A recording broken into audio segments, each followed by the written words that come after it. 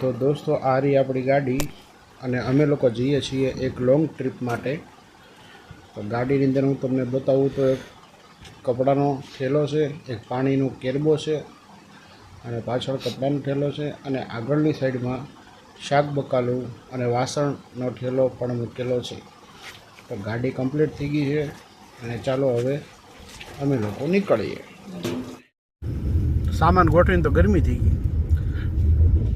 તો દોસ્તો આ ટ્રીપ છે અમારી દ્વારકાની. પછી ત્યાંથી ક્યાં જઈએ એ આગળ તમને બતાવશું. દોસ્તો અમે લોકો નીકળી ગયા છીએ. ગાયત્રી મંદિર રોડે ચડ્યા છીએ. અમારે અજયભાઈની ફેમિલી પણ સાથે છે, એ આગળ વેઇટ કરે છે. તો આપણે ત્યાં જઈશું, મળશું અને પછી ઓન ધ વે દ્વારકા. જય દ્વારકાધીશ. દોસ્તો અજયભાઈની ગાડી આવી ગઈ છે, જો આગળ જાય છે ને હવે આપણે પણ રોડે ચડી ગયા છીએ ધીમે ધીમે. તો દોસ્તો અમે લોકો લગભગ રાજુલા પહોંચવામાં છીએ અને ગીત વગાડતા વગાડતા જઈએ. આ ગીત કયું છે તમને ખ્યાલ હોય તો કોમેન્ટ કરજો. અને દોસ્તો હું નાઇટ ડ્રાઈવનું શૂટ વધારે લેવાનો નથી. તો દોસ્તો ફાઇનલી અમે લોકો દ્વારકા પહોંચવામાં છીએ. લગભગ 30 કિલોમીટર દૂર છે અને સવાર પડી ગયું છે. તો ડાયરેક્ટ મંદિરે જઈને જ મળીએ. દ્વારકા પહોંચી ગયા છીએ અને ગેટ પાસે ઊભા છીએ અને પાર્કિંગની લાઈન રોડ સુધી છે. અને અમારે આગળ છે અજયભાઈ ઢાપાની ગાડી અને પાર્કિંગનું વારો આવે ત્યાં સુધી ગાડીમાં બેઠ લેવીએ. પોગી જાઓ, પોગી જા, દ્વારકા પોગી જા. હા આનું બતાવી આ બધું દર્શન કરી આવી. નક્કી નહીં કેટલા વખત દર્શન કરી પાછા રિટર્ન થાય. એવો ન કરે આમ નદી ઘા કરી દે થોડા હારા. ચાલો ચશ્મો પહેરી લીધા છે ભાઈ. તો અમે પ્રેમથી દર્શન કરી આવી. દર્શન કરીને પછી મળી ગયા. તો દોસ્તો પછી અમે દ્વારકા 56 સીડી સાઈડ એન્ટર થયા. તો ધજા ચડે છે એના દર્શન થયા છે. અને કહેવામાં એવું આવે છે કે ધજા ચડતી હોય એના દર્શન થાય, એ ભાગશાળી કહેવાય છે. અને તમને પણ દર્શન કરાવું છું. દોસ્તો બપોરનો ટાઈમ થઈ ગયો છે અને જમવા બનાવવા ઊભી રાખી છે. અહીંયા બધું મરી મસાલાનું કામકાજ શરૂ છે. અહીંયા છોકરા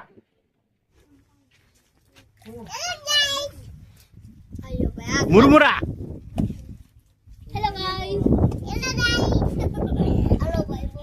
આ રહી આપણી ગાડી, અજયભાઈની ગાડી.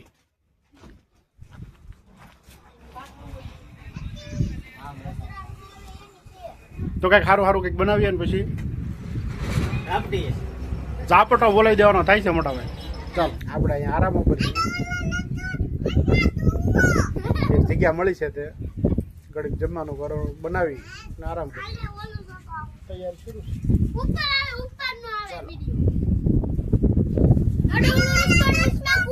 કાંઈ વાંધો નહીં, ભલે રે કુવો.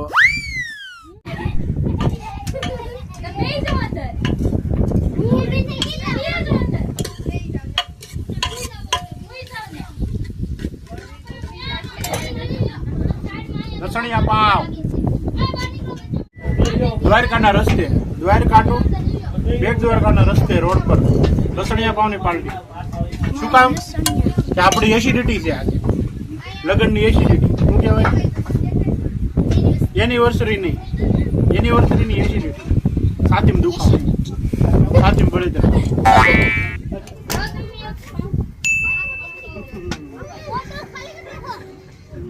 પેલા એકચ્યુઅલી આપણે ડુંગળી નાખી છે, પછી લસણ નાખ્યું છે. તું નો આવે કાંઈ કોણ એને લેતો નહીં. પછી આપણે ટમેટો નાખી દીધું.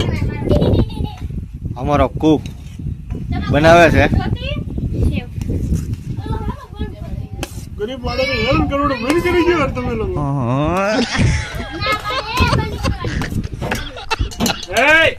કોણ સી લાય તો પસાડીને મારું બધાને. જો તો સ્વાદ અનુસાર મીઠું કોની કહેવાય? ઈ પણ પાછું કંપની કઈ છે? સારું રતન ટાટા તારું નહીં, તારું મારું નહીં, તારું તારું અત્યારે એકચ્યુઅલી મેં મુઠ્ઠું ભરીને નાખી દીધું છે. હા ભાઈ વાહ. પછી મજા આવશે તો મજા આવશે, નકર ડબલું લઈને અપડાઉન અપડાઉન અપડાઉન અપડાઉન. આપણા પાવ બની ગયા છે, રેડી. શેકેલું આપો. અહીંયા શેકેલા જ છે, ગરમ છે. ગરમ જ હોય ને પાવ.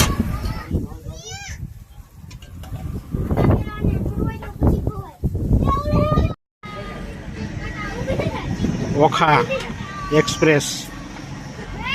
તો દોસ્તો અમે લોકો જ્યાં હોલ્ડ કર્યો હતો ત્યાંથી બધી ભવાઈ હકેલી નીકળી ગયા છીએ બેટ દ્વારકા બાજુ.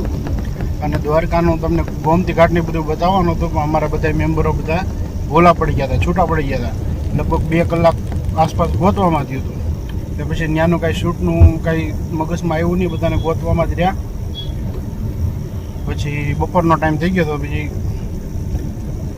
જમવા માટેની જગ્યા ગોતી અને બનાવ્યું, જમી કાઢીને આરામ કર્યો. હવે બેટ દ્વારકા સાઈડ જઈએ છીએ. બેટ દ્વારકામાં તે મંદિર દર્શન કરવા જઈએ ને એટલે મોબાઈલ નથી લઈ જવા દેતા, તો તમને બધાને ખ્યાલ જ હશે. તો દોસ્તો અમે લોકો અત્યારે સુદામા સેતુએ પહોંચી ગયા છીએ. અને જો દ્વારકાનું તો એવું છે કે જો એનો હુકમ થાય, એનો બોલાવો આવે તો જ તમે દ્વારકાના દર્શન કરી શકો. મારે બાઇક લઈને પહેલાં દ્વારકા આવવાનું હતું, એ સક્સેસ ન થયું. પછી સાયકલ લઈને પ્લાન બનાવ્યો, એ સક્સેસ ન થયું. પછી હું ડ્રાઇવિંગ કરું છું, તો હું એક ભાડું લઈને આવ્યો હતો દ્વારકા આવ્યો, પણ હું દર્શન કરવા નહોતો ગયો. મેં ઠાકર ભગવાનને એ જ કીધું હતું કે હું મારી ફેમિલીને લઈને આવીશ પછી જ દર્શન કરીશ. એના પછી 10 દિવસમાં હુકમ થઈ ગયો અને આજે હું મારી ફેમિલી સાથે દ્વારકા આવી ગયો છું દર્શન કરવા. તો દોસ્તો નાઇટમાં સુદામા સેતુનો કંઈક આ રીતનો આ વ્યૂ આવે છે. તો ચાલો દોસ્તો હવે અમારે થઈ ગયું છે લેટ અને અમે લોકો જઈશું ડાયરેક્ટ નાગેશ્વર. તો હિન્દી નો પ્લેટ છે આ કેવું ગાયલ કરશે છે ને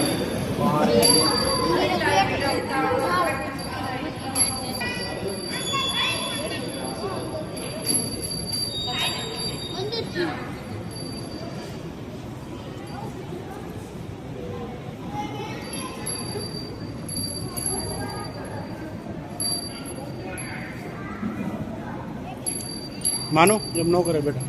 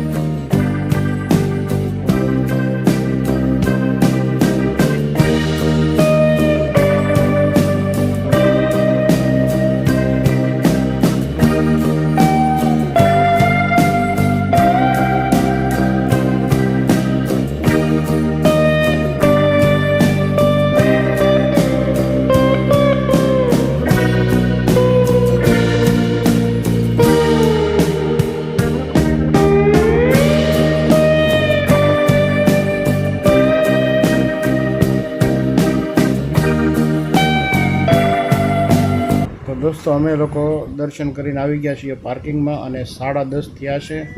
અને આ રહ્યું પાર્કિંગ, આ આપણી ગાડી છે અને આખું પાર્કિંગ પૂરું ખાલી છે. અહીંયા છે આપણી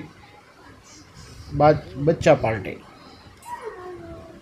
તો અહીંયા જો જમવાનું બનાવવાનું ચાલુ છે. જમવાના પ્રોગ્રામમાં છે આ રીંગણા બટેટા અને ટમાટરનું શાક, ભાખરી અને ખીચડી. તો દોસ્તો જમવાનું બનાવવામાં રાઈટ 1 કલાક થઈ ગઈ છે, 11:30 થઈ ગયા છે અને આ બધું થઈ ગયું છે કમ્પ્લીટ. થાળીમાં પીરસાય છે અને પાર્કિંગમાં જોઈએ તો અમારી સિવાય કોઈ નથી, અમારા મેમ્બર સિવાય કોઈ નથી. હું તમને બતાવું પાર્કિંગ. પૂરા એરિયામાં પૂરા પાર્કિંગમાં અમે જ, બીજું કોઈ નથી. તો દોસ્તો હવે અમે તે 11:30 થઈ ગયા છે, એમાં પેટનો કંઈ વાત નથી, બહુ જ ભૂખ લાગી છે. તો ભોળાનાથનું નામ લઈ અને જમવા બેસી જઈએ. ચાલો, જય ભોળાનાથ. તો દોસ્તો અમે લોકો નાગેશ્વરથી નીકળી ગયા છીએ રાતના 12:30. તો હવે અમે લોકો જવાના છીએ અહીંયાથી બુટ ભવાનીમાં, અમારા કુળદેવીમાંનું જે જન્મસ્થાન છે સાપકડા, ત્યાં અહીંયાથી છે લગભગ 300 કિલોમીટર આસપાસ. તો ચાલો આગળ જઈને મળીએ. તો દોસ્તો આપણે બુટ ભવાની જન્મભૂમિ મંદિર ગામ સાપકડામાં આપણે પહોંચી ગયા છીએ. તો હું તમને અંદર જઈને દર્શન કરાવું. તો દોસ્તો આ છે સાક્ષાત મા બુટ ભવાની. તમે લોકો દર્શન કરી લ્યો. મેં શાંતિથી દર્શન કર્યા છે. અને કહેવામાં એવું આવે છે કે જે મેરિયા ભુવાજી હતા એ અહીંયા જ માતાજીને પડદે વાતું કરતા. હું તો દોસ્તો અહીંયા પહેલી વાર આવ્યો છું, અને તમે લોકો આવી ગયા હોય તો કમેન્ટમાં કહેજો. અને અમારા કુળદેવી છે, અને કોના કોના કુળદેવી છે એ પણ કમેન્ટ કરજો. જય મા બુટ વાઢાળી. તો દોસ્તો અમે લોકો સાપકડાથી નીકળી ગયા છીએ. તો દોસ્તો તમને પ્લીઝ મારો વિડીયો ગમ્યો હોય તો લાઈક કરજો, બીજાને શેર કરજો, અને મારી યુટ્યુબ ચેનલ GJ4 રાઇડને સબસ્ક્રાઈબ કરજો.